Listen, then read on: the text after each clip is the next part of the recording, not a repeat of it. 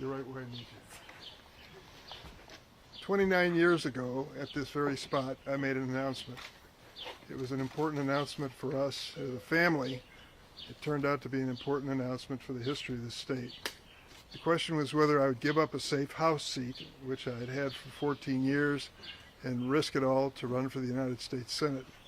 I made the decision to go forward and do it. And so for the last 29 years, I've been vindicated. That decision paid off. Now I had to face the tough re-election decision for my 6th term in the United States Senate. I love this job. I think it's a terrific job. But I also know reality. There comes a point in your career when the torch must be passed, and I've reached that point. I will not be seeking re-election to this United States Senate seat. Now, by way of warning, I want to tell you, it's a long goodbye. I will be serving in the Senate for a year and a half more until January of 2027. And I plan on being actively involved in the business of the Senate during that entire period of time. But I also reflect today on the reality that I will have completed the longest Senate term of any senator popularly elected in the state of Illinois' history. I'm truly grateful to the voters for giving me that opportunity, and I've tried to use it effectively. I've done this my way, and it meant making decisions based on family needs and personal needs and what I thought would serve our state well. First thing, I came home virtually every weekend. Yep, 50 round trips a year between Washington, D.C. and the state of Illinois. Many of the times I came home after going through Chicago on a Saturday and invited friends who were here to have a glass of wine on my deck while we sit there and watch the White House Correspondents' Dinner from my deck. It was a much better venue, and I didn't have to wear a black tie. But I did it in my own fashion and continue to over the years. Now we have an opportunity to move forward with the re-election, the election of a new United States Senator. We're lucky we have a strong Democratic bench. I mean it. You've heard some names already. Believe me, you're going to hear more, because they've been calling over the last several months and talking about the fact they wouldn't run against me, but they wanted my blessing to run. I'm not planning on endorsing any particular candidate. I hope I don't have to, but I'm not ruling out the possibility in an extreme case. I just think it's up to the voters, Democratic voters, to make this choice moving forward. Now here's the good news. I have a great colleague in the United States Senate named Tammy Duckworth. I take credit for it. I think I can prove that I discovered her. I invited her to a State of the Union address in Washington to be my guest when she was still a patient at Walter Reed Hospital, just weeks after her helicopter was shot down over Iraq. Her husband, Brian, also in the Illinois National Guard, pushed her wheelchair into my office, and I met her for the first time. She blew me away. She's an amazing, strong, principled, energetic, talented person. She'll be a great senior senator from the state of Illinois, and I know that she'll carry on in the traditions that I've tried to establish. And so I just want to thank you all for being here. I want to thank, in particular, this young lady who lives in this house with me, named Loretta. We've raised our family in this house, and we've lived in this neighborhood for how many years? 47. 47 years we've lived in this neighborhood, so that's an important part of our lives too. I also want to thank the best Senate staff in the world. Thank you all for being here. They deserve a check. And now open up to any questions you might have. Senator, you said that you're not going to endorse anybody, but what kind of qualities and character would you be looking for in someone to best succeed you? You think would you be looking for a female candidate, person of color, or any other qualities that stand out for someone to be your successor? Well, I'm not going to set the criteria. That's for the voter to decide. And they took a risk with me. I'm a Downstate Democrat. That's kind of a vanishing breed when you consider federal office, particularly the United States Senate. And many of them had never heard of me. A fellow named Paul Simon blessed me with his endorsement, and I moved forward, and things worked out for the best. Look at Tammy Duckworth's background. Asian American, veteran, what she's done as background. I mean, it's up to the voters to decide what's right and who the right person is. I'm not going to make that decision. But I am confident we are going to have a diverse group of candidates running for the United States Senate, and it's going to make a difference. What does your decision mean to retire as far as the political breakup for upstate and downstate to follow up on what you said about Downstate Democrats being a dying breed. The only thing I can say is I'm saying to everyone who is a candidate, work the entire state. Discover downstate if you don't know it. Discover the suburbs, the surrounding counties in Cook County, the city of Chicago. Discover these wards and precincts. That's been one of the real blessings of this job, and I'll just say it flat out. I was born and raised in East St. Louis. We raised our kids in Springfield, but I love Chicago. And the people who want to badmouth that town are in for a fight with me. It's a great city, and I've been honored to represent it. Senator, what kind of conversations did you have with the Pritzker administration and the lieutenant governor before your announcement? Well, conversations, I wouldn't call them that. I did have a conversation with Juliana. She told me that she was interested, but she wasn't going to run against me, and others have done the same. And when it came to JB, I gave him a call before I made the announcement yesterday. Senator, What?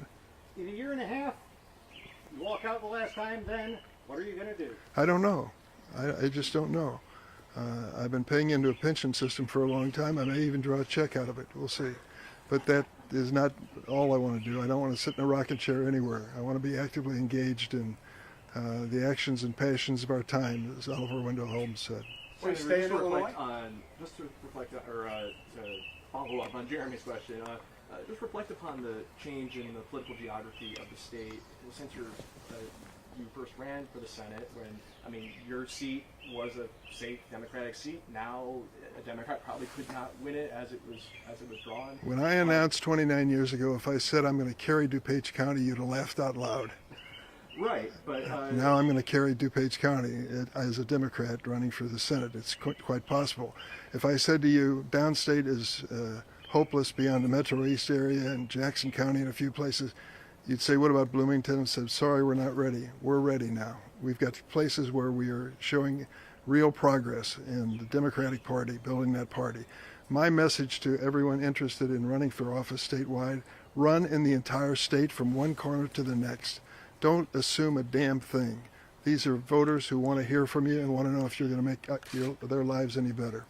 does it concern you though that with the majority of the electorate now in the Chicago area, in the collar counties, in Cook County, that downstate might not get the attention that it deserves without a downstate senator? I don't believe that. I think the person who is successful in running for this office is going to understand they've got to not only represent the entire state, they've got to work the entire state. And we've done that. Do you think you leaving as a downstate I can't Democrat? give you every question.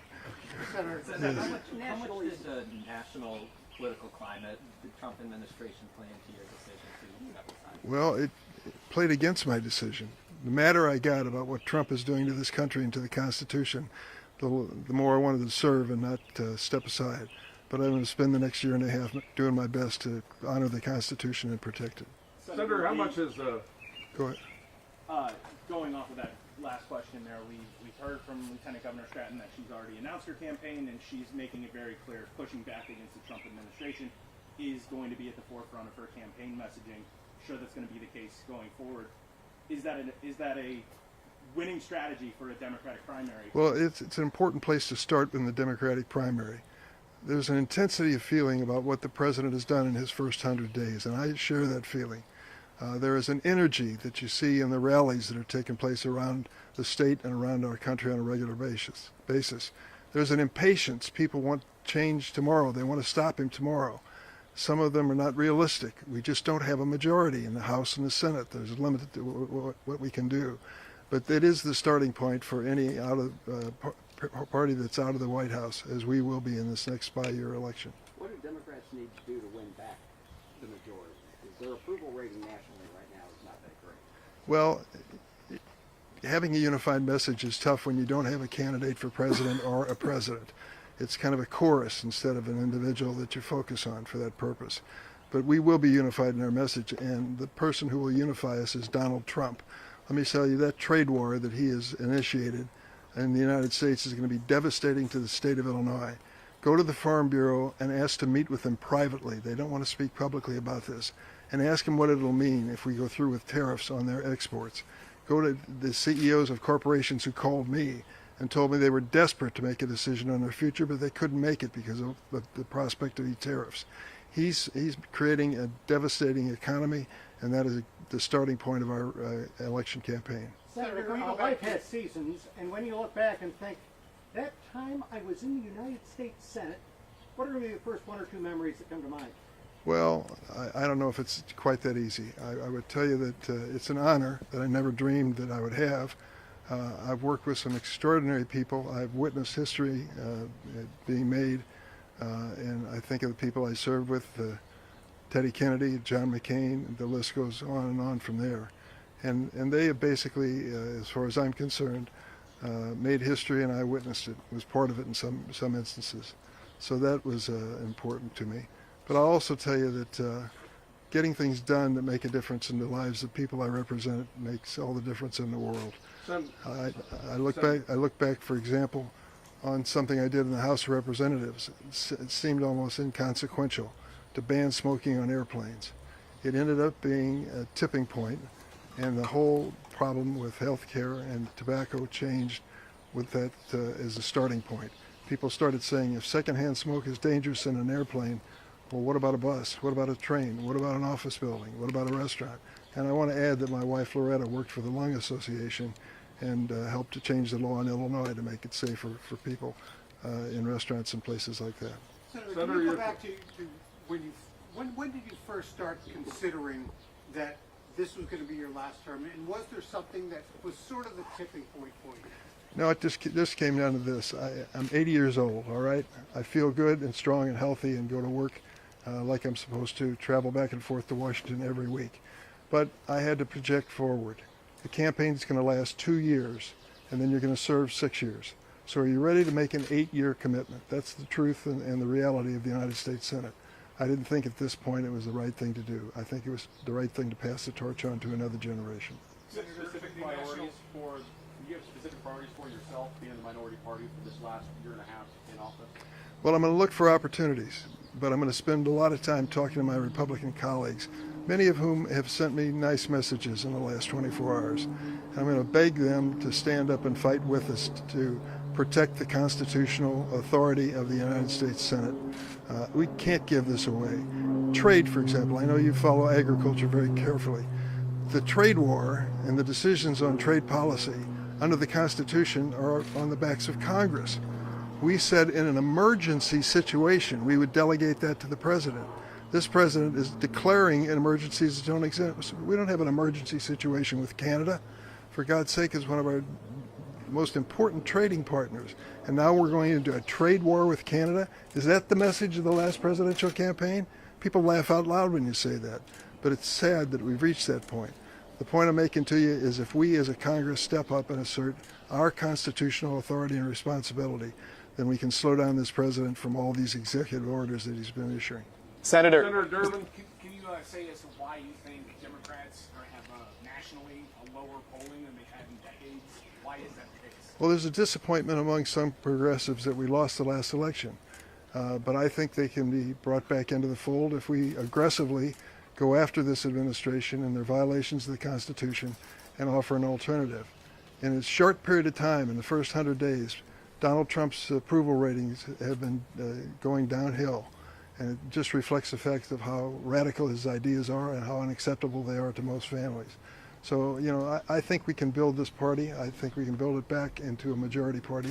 We got to get started with the off-year election. Senator, if you could go back. Reasons why the polling has come down for Democrats. What are some of those specific things that you see where, that trip them up? Well, there's a disappointment that we didn't address the issues, the cost of living issues. But remember this president, remember what he promised about the price of eggs and the price of food people face in the grocery stores? Doesn't talk about it anymore, does he? Because exactly the opposite is occurring. His trade war is going to raise prices on American families at a time when they thought the message of the last election was they had a friend in Donald Trump who would bring down costs for families. That's not a fact. It hasn't happened. And when we make that message clear across the board, I think it'll make a difference. Senator, if you could go back 29 years to when you made that first announcement about your Senate run, and give yourself some advice for the years ahead. The diet? You go ahead. What would that be? If you could give yourself some advice as you were announcing that first Senate run. You know, I learn as I go. I don't come in with a magic formula and follow that formula. And my magic formula, if there is one, is come home every week to Illinois. Make sure you keep in touch with this state from one corner to the next. Stick with your family and your base here in Springfield, but don't give up on Chicago. It's a great city. You know, it lets you in on a little secret. We did some polling after 10 or 12 years I've been in the Senate, and we asked the voters, where do you think Durbin's from? The people in Chicago said, well, of course he's from Chicago. And the people downstate said, well, of course he's from downstate. And I said, whatever we're doing, keep doing it. And it just meant being a person available all around the state at all times. And that really sees you through. You build up a base of support, and I tried to do that. Given the tensions that exist between upstate and downstate Illinois, do you think that you leading the Senate as a downstate Democrat exacerbates that? No, I don't. I can't speak for the person who will succeed me as nominee, but I can speak for Tammy Duckworth. She spends a lot of time downstate, and for her it's a special challenge, and I respect her very much for it. She understands the importance of the whole state. We're seeing a generational shift in the people that are now not running for Senate seats. Is an older member of the U.S. Senate, I not beg as your old as pardon? Grassley's got you there. Is there a need for that? Or did you ever feel that your age got in the way of the decisions you made or how you represented the No, people? not at all. And let me tell you something. I made this point in other interviews. Bernie Sanders is older than I am. He's drawing thousands of people that rallies in places that red states with AOC and other people. He's got a lot of energy, and he's already announced he's running again in 2 years or 4 years, whenever he's up next. Chuck Grassley is a perfect illustration. He visits every county in his state every year. I sit next to Chuck in the Judiciary Committee. He is focused and energetic. We disagree on a lot of issues, but his age isn't holding him back. You got to be honest about this, though. And many times it's tough to be self-critical when it comes to something as personal as age. But I feel I'm strong enough to go forward, but I try to think 8 years ahead, and I think this is the right decision. Senator, your thoughts on Citizens United and its impact? You know, we see these cartoonish third-party ads picking on the appearance of candidates. Just your thoughts on the impact of not only on elections, but just the way we view folks in Washington. Any negative concerns there? I took a look at the decision speech or press conference of Paul Simon when he decided not to run for re-election. And he said there were two reasons, and this goes back, as I mentioned, to 1994. He made the announcement a week after the previous election for the one that he would be standing for re-election in. And he gave two reasons. He said the money cost of these campaigns is out of control. He said this in 1994. And you think to yourself, now, Paul, you wouldn't believe it today. Millions of dollars being spent is not uncommon at all. I gave an example. One industry, the cryptocurrency industry, pay attention to what's going on there. They are becoming major political players. They've decided that some people who want basic regulation of this industry to protect people who are buying into it have got to be defeated. Well, Sherrod Brown was one of those senators. He sits next to me on the A committee. We vote identically on that subject. And you got to decide whether you're going to run based on your conscience or you're going to run based on fear of the money they're going to spend against you. They spent $40 million, that industry, against Sherrod Brown in the last election, and sadly he lost. So the reality is, as Paul worried about it, it's much worse today. But the second thing he said, you just alluded to, it wasn't just money. He said in 1994, there's too much meanness in politics.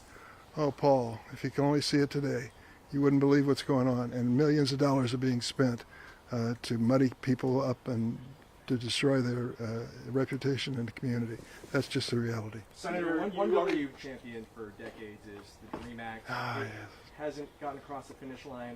Can you reflect on that? And do you think there's a chance in Donald Trump's America that can get across the finish line before you leave? I don't know. The first time I ever met Donald Trump, he had just been sworn in as president. I was at a luncheon. I walked up to him and I said, I want to talk to you about the DREAM Act. He said, you don't have to say another word. You're talking about those young kids, I'll take care of them. Within a matter of a year or two, he tried to destroy them, to eliminate the DREAM Act and DACA protections that they had, and he's done nothing to help them ever since. He has people working for him in the White House. Stephen Miller is one in particular, a domestic policy advisor who despises immigrants. Why do I say despises? Because I've been listening to him for 10 years, the speeches he wrote for senators and things that he said. As long as those people are getting the ear of the president, I'm afraid we won't be able to help those who are protected by DACA and the DREAM Act. But I'm not giving up. 830,000 DACA recipients are protected by that law. there should be millions more that are protected. These are innocent kids who came to the United States as infants and toddlers. Their parents made the decision to cross the border. They didn't. They grew up here and did everything right, pledged allegiance to the flag in their classrooms every morning, thought they were part of America, and learned probably when they were about 13 or 14 they were undocumented. Now this president wants to deport them if he can. I hope he doesn't get by with that. I'm going to fight him. Senator, other than that, the DREAM Act, do you have any regrets or frustrations as you're preparing to wind down your congressional career? Listen, the Dick Durbin plan for shaping up America is still there. I'm making a joke here. I have a lot of ambitions and things I'd like to see improved in this country. I'll get a chance to work on some of them before I leave, some of them I won't. But at some point you've got to come to trust that the next generation will feel as you do and work hard to get things done. I can just tick off 10 or 12 bills where the principal sponsor came up with an idea that he couldn't get across the finish line, but someone succeeded him and did that. I've got confidence that the ideas and values that I've fought for are going to eventually prevail. I may not be at the signing of the bill, but that's not the important thing. It's important that it get done for the good of this country. Let me close by saying thanks to the media. A lot of you came a long way and sacrificed to be part of this announcement today. I appreciate your coverage over the years, and I hope I've been available as you've needed me as much as I possibly can. I'll continue to be through this election for the friends, family, and staff who've come here from around the state. Thank you from the bottom of my heart. Thank you.